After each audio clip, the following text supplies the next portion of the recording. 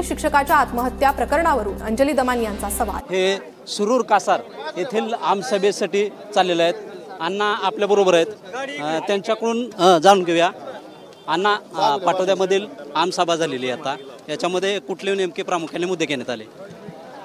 आमसभेमध्ये बरेच मुद्दे आले। 2023चा पीक विमा आलेला आहे, त्याच्यानंतर जलजीवनच्या अपूर्ण योजना आलेल्या आहे, काही वाटपपत्राच्या संदर्भामधल्या तक्रारी या ठिकाणी आलेल्या आहे, काही शेतकऱ्यांची म्हणजे विहिरीच्या बाबतीत तक्रारी आल्या, अपूर्ण योजनांच्या बाबतीत तक्रारी आल्या।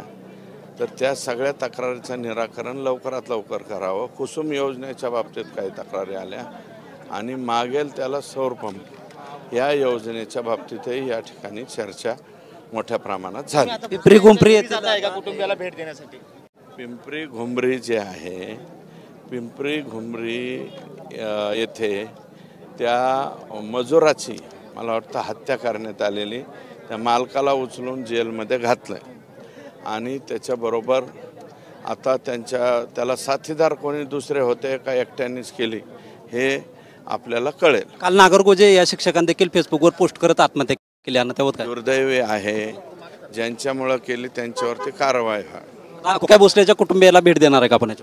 आता तिथे गेल्यावर ठरवतो, त्यांना इकडे बोलवायचं का मी तिथे जायचं। जाळपोळ करण्यात आली त्या संदर्भात तुम्हाला काही माहिती मिळाली का? नाही, मला काही माहिती नाही आहे। मी पोलिसला तिथे गेल्यावर विचारतो।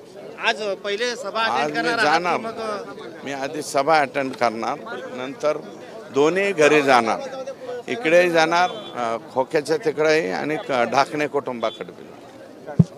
नक्कीच आपण पाहतोय की आमदार सुरेश अण्णा धस यांनी या पाटोद्या ठिकाणी जी आमसभा आहे ती संपन्न केली आहे। त्यानंतर ते आता सुरूर कासार येथील आमसभा या ठिकाणी जाणार असून ढाकणे कुटुंबीय असतील तसेच खोक्या भोसलेचे कुटुंबीय असेल यांची ते भेट घेणार असल्याची माहिती यावेळी त्यांनी दिली आहे। कॅमेरामन अमित सह चित्रकुमार मोटे, TV9 मराठी, पाटोदा। ते म्हणत होते